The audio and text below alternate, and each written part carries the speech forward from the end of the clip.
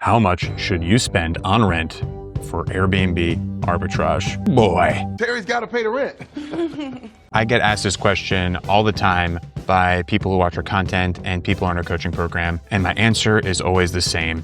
It depends. It depends on your property. It depends on the market. It depends on what your profit goals are. But there is a simple rule I go by, which is spend as much as you can on rent profitably without killing your cash flow or making the deal way too tight where you feel like you're working for nothing. Would you work for me for nothing?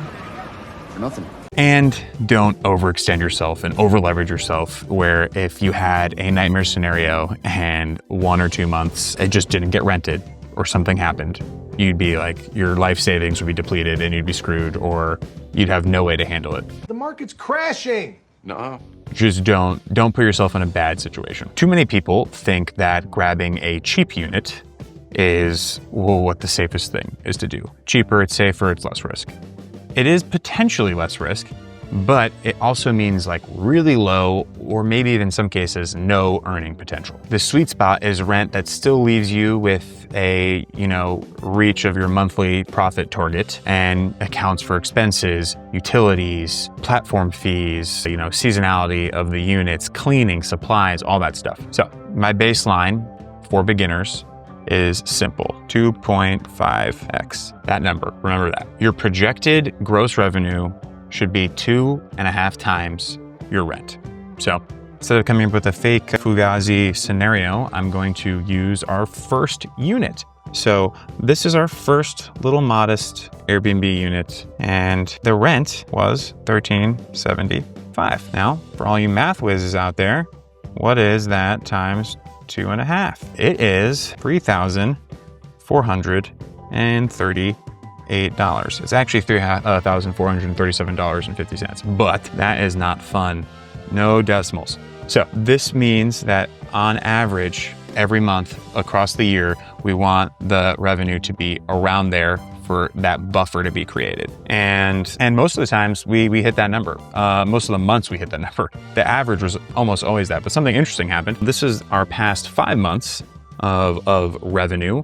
So all the money we made before expenses, all that stuff. So as you can see here, with the exception of this little guy, all the months are above that number, which is great, because then you have months like this guy where you're making well over, that amount. And that accounts for the months where you make a little bit less. But we ended up being like, hey, try and make the goal to be even the lowest month to be that guy, the 2.5. If we could make even our lowest month be 2.5 times the rent, then when we had these big months, man, it would be absolutely bonkers for profits, which, hey, it doesn't happen all the time, but when you can make that work, it's nice, I'll tell you that. So what do you do? Why do we do this? This method of doing it is maybe it's like too much cushion or not enough risk for some people. When we help people, I want to, have them do the due diligence that will support them and give them hope, not fear that if they don't get rented out 100% of the days of the month that they'll be making no money or owing money. So we do it this way because it allows you to cover your expenses, and it accounts for seasonality. If you have a market where in the wintertime it is completely dead and there's no one going, you need to make up for that by having really high months in the summer. So that's why we say take the average of every month to hit that number. Some months might be lower, some months might be higher. No worries. Leaves room for profit. This is honestly the most important thing. You want to have enough money left over that you can reinvest in the unit and you can scale, which is the next part here. Boom. Scaling. So what does scaling look like? I'll break down how scaling for us looked. You remember that tiny little humble unit? That's this guy right here. Look at that. Same guy. We just juiced it up with some of the profits and made it a lot nicer, and it got even more bookings. It became more profitable. And we reinvested and we found another unit with a little bit more rent, a little bit bigger space, and afforded us the opportunity to make a little more money. And then we did the same thing, and then we did the same thing, and then we did the same thing. I want you guys to note something about these units. These are all studio apartments. And we took the money and we had a budget and it was small. Okay, whatever. What we did was we found a market we found a place where the places where these were in a place that was very high demand. It was like definitely the high ground for the market we were in, very close to where everyone was traveling, but we didn't have a ton of money to put towards rent. But what we did notice was that a 1-bedroom was like $1,000 more than this. So instead of buying a 1-bedroom and serving pretty much the same avatar, like couples going to travel or individuals, we said, hey, do they really need the bedroom, or is it okay if it's just a couple to be in a studio? Guess what? It was okay. And then we said, take that extra $1,000 a month on rent and front some extra stuff up front and make really cool places. And we have, different themed designs, wild colors. We have like a jungle themed room here. We have another retreat style place here, like a spa themed. We got the Sweet Tooth studio here, dessert themed, and we got a Western DC themed room. And we're just having fun with it now at this point. So we're doing all this stuff because of the location and the success and the profit margins that we're getting from the prior units. It's allowing us to experiment. The key thing for this is you take the rents, all the rents here. Oh man, what's going on there? Yeah. All the rents. And you do the rent to revenue ratio, and you can scale it to bigger, better unit, which is definitely a strategy. So maybe instead of, quickly getting another tiny unit, you can wait a couple of months and you have enough rent to get a bigger unit, because what ends up happening is what you might think is like, okay, cool. I'm gonna follow George's math here and say, in my rent of $1,000 per month, we need to make at least 2.5, because that's 2.5K. Okay, great. That's 2.5 times 1K. And then you're like, okay, well, what happens if I have rent that's 3K? Well, the 2.5 rule will be 7.5K. Now, what ends up happening is it's not linear like this. Most people think, okay, this is the 1K rent, and we go up on this path, and here's like, the 3K rent. It's actually kind of looks more like this, because bigger properties don't just mean doubling or whatever. This 3K rent might be a place where you can have something crazy like a hot tub or more beds, king beds. You can sleep a bunch more people, or it can get you in the absolute best location, like the prime location. You cannot beat it. That is the power of amenities. And I have horrible handwriting, but believe me when I say that's amenities. The higher you go in rent, the better your amenities are, the more you can demand for Airbnb prices, and it's not linear, so just keep that in mind. I'm not saying go out and get a place that's 20K rent because you're gonna make a ton of money. Some people do that though, just as if that's your bag. For me, I think you can play a little safer, especially if you have a situation like I was in where I had a family and kids. Maybe if I was single, I'd roll the dice on a 20K rent. Who knows? The goal is always make the rent a profitable investment. It's not an expense. It's an investment if you do the due diligence and figure out everything. So, we've done this with dozens of units, and I know what you're thinking, hey, that's all great, but I'm like, this is you right now. Maybe you're saying, some kind of expletive, because you're like, this is all cool, talking about your multiple units, dozens of units. How does that work for me? All right, I feel you. The first thing you need to do is get one unit. Okay, I'm about to just completely gloss over what is arguably the hardest thing for everyone that starts, which is like just get your first unit. I literally just said, first step is just getting your first unit. In our community online, the Airbnb Superhost Academy, we break down in a complete training how to get your first unit. We break it down step by step with videos, handouts, templates, all the stuff that we personally use that's worked for us. And we've even tweaked it and refined it as we've been helping other people on their journey and what we're seeing in different markets across the US. So if you want help with that, it's as easy as following the link on the screen, or is it in the description? I don't know how the magicians make the things come up on the screen. But click the link to the school community and we will help you out. I'll hook you up and I'll point you in the direction of that free training and get you on your merry way so you can just get your first unit, which a lot of people gloss over. Arguably the hardest part of the whole thing, because once you do that, momentum gets going. Okay, let's resume our normal programming. So yeah, you get this bad boy right here, your first unit. We're gonna get the first unit, and then once you get that first unit, you have one main directive for 3 months. If you're super savvy, 2 months. And that is get Superhost status. Dun, dun, dun, dun. That's the Superhost emblem. So you can get that in as little as 2 months if you're really good at marketing and get a bunch of people in early and meet all the Superhost metrics, which are on their website, super easy to do. But yeah, get that Superhost, and then you can do the world is your oyster for sure. You can just do that and be happy with the extra, $1,500 a month. You can save up the money and buy a Boku unit. What we did, I like to say that we had brass balls and we just rolled the dice on some crazy thing. We were like, hey, we can do the studio, we can do it again. We got slightly bigger studios, but basically we just grew our portfolio with the things we were comfortable with, and we grew out a handful of units. What that did for us is it forced us to develop systems. Boom, boom, boom.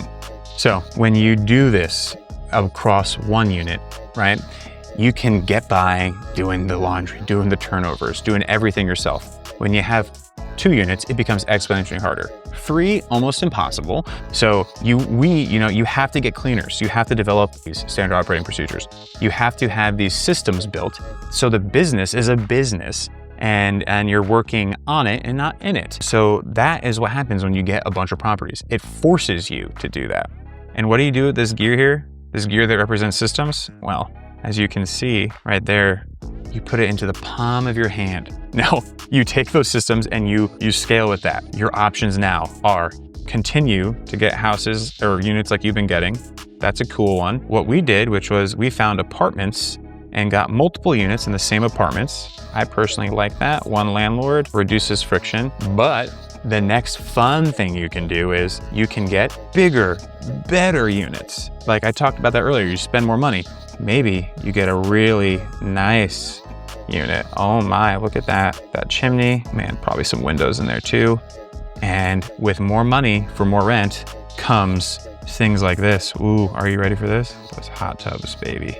We love those hot tubs. Or if you're even crazy, a pool or a pickleball court. And if you're like, I want to keep the money I'm making. I don't want to just keep, throwing it back into the business and rolling the dice. A way that you can scale after you've unlocked all this stuff here is, boom, this little guy, which represents co-hosts. So you go to someone else who has an Airbnb or someone who has a property, an owner, and you manage it for them and collect a split for managing it for them because you developed all these systems. You've developed these systems.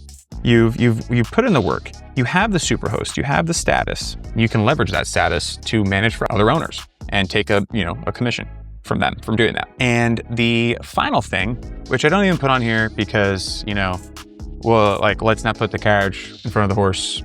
Horse, don't do that. Horse will run over the carriage, people will die. Bad. Is you can start saving up money to buy a property. And if you're tracking with the new bill that got passed, you can depreciate, get 100% depreciation that first year back instead of 80%, and it's huge tax benefits, all that stuff for investing in short-term rental properties. A lot of cool stuff there. I don't recommend it on the beginner track unless you have a spare property already or you're savvy with real estate investing. And if you are, cool, that's awesome. You can definitely leverage those for short-term rentals. Just make sure they're good long-term rentals and good investments in general in case some kind of sweeping, legislation passes and you can't do Airbnb anymore. That'd be sad if you just bought a, $600,000 investment that you can't use. Or maybe you're going to find yourself moving into a treehouse somewhere in Atlanta if they ever do that. So yeah, just something to keep in mind. But these are all your options. And let me see here. These are all your options. And I feel like all of them are pretty decent. And if you follow that path that I have right here, you're going to be good. If you apply the 2.5x rule, you do all that stuff. And like I've said it before, I'm going to double tap it. The goal is to make rent a profitable investment, not an expense. And it becomes a profitable investment when you do your due diligence and you run your numbers and you go on Airbnb and you check the competitors and you do a comprehensive competitor analysis. And you know that you have to just perform the same or slightly better than the properties that are already doing good, and you can make the money that you've assessed that you're going to make on websites like AirDNA, Airbnb Calc. We use them to double check our math, but we do most of our work with just the Airbnb application itself. But those tools give you a warm and fuzzy. I get it. So feel free to use them. In fact, I'll throw the BNB Calc link down below. It's super affordable, just allows you to give you that warm and fuzzy and check some comps in the area. And that is basically how we, answer the rent problem. So I'll hit a few key things here. that I really, want you to know about this whole system that we're doing. All these reasons are why we do the 2.5x rule, but at the heart, you have to make sure you do not overextend. Oh, do not do that. I'm not a financial advisor. I don't promise that you're gonna, have amazing Airbnb success. So, prepare for the fact that you might just be very unlucky, or you have to go through some hardship, or whatever the case may be, and don't get a 6K lease if you don't live in a world where that's even possible or imaginable. Like, we started at $13.75. Maybe nowadays it's like you're looking at starting at like $19.2K for a decent area and a decent property that's gonna make money. That's fine. Don't go crazy your first one. Prove to yourself that you can do it, and then go ahead, take the profits from that and build up some confidence and go more. So please do not overextend. Do your due diligence. My next tangent, do your due diligence. Make sure you're researching the utilities, researching the expenses, understanding what the properties around you are making on Airbnb, so you can make an informed decision on what your projected revenue is going to be. That way, you can follow the old 2.5x rule. That if you do that, your chances of success are as high as they're going to be, which we like. And then you can find yourself, with a bunch of cool little funky properties. And you won't be this guy. This guy will not be you. In fact, my guess is if you follow these steps, you will end up like this guy. He's happy. He's happy because he's profiting from his Airbnb. And he's not working and slaving away, answering guest messages, dealing with all the crap you deal with in Airbnb just to make $100 a month. You don't want to be that guy. Don't be that guy. Please don't. Just don't. If you want us to break down exactly how we analyze rent versus revenue potential, then I would say for sure, join our school community, which I'll link below, and we'll go in there and we do live deal breakdowns. We do live analysis of properties. If you have a property that you want to analyze, send it to me and maybe we'll do a group call with everyone and we can break down that property on the call, who knows? But we have spreadsheets in there, tools, stuff that can help you out. But most importantly, a community of people that have been doing this that can tell you what's worked for them. If you don't want to talk to me, I get it. I'm annoying. And you've been listening to me for like 15, 20 minutes. You want to talk to someone else, someone cooler. I got you. We got tons of cool people in our Airbnb Superhost Academy, way more cooler than I could ever be. So talk to them, ask them what they're doing. Maybe they say the 2.5 rule is stupid and you should do the 3x rule, whatever. I don't care, whatever works for you, whatever floats your boat. But yeah, join the school community and you know what? Send me a message on there that says rent. Once you go in, send a message to me that says rent. And I'll hit you up about the details for your property and we'll go through an analysis. I'll tell you right now, you send me your property, send it to me, we'll do a deal analysis on there live so you can ask all your gotcha questions, play Stump the Chump with me, make me look like a fool. I'd love that. I'd love nothing more than to do that. But truly, we love helping people. So I would love to analyze your deal, but I really could have honestly surmised this whole video with this equation right here. If you take nothing away from this video, your rent times 2.5 should equal your projected revenue. And if you do that, you're well on your way to finding your first profitable Airbnb. I get it. I did a lot of assumptions in this video. I said things like assuming that you even know how to find that unit or the market or whatever. And I get that. And that was very mean of me. And I shouldn't have done that. So what I'm gonna do here is I'm gonna put a video right here. And that video is gonna go over how to find that first unit. Everything from finding the market to calling the landlords to finding the property, all the way to getting the lease and then launching the unit. So let's do that. That's gonna be there. Take advantage of that guy. And hopefully with all those tools combined, you'll have the power to embark in the short-term rental world. All right, actually, see you later this time.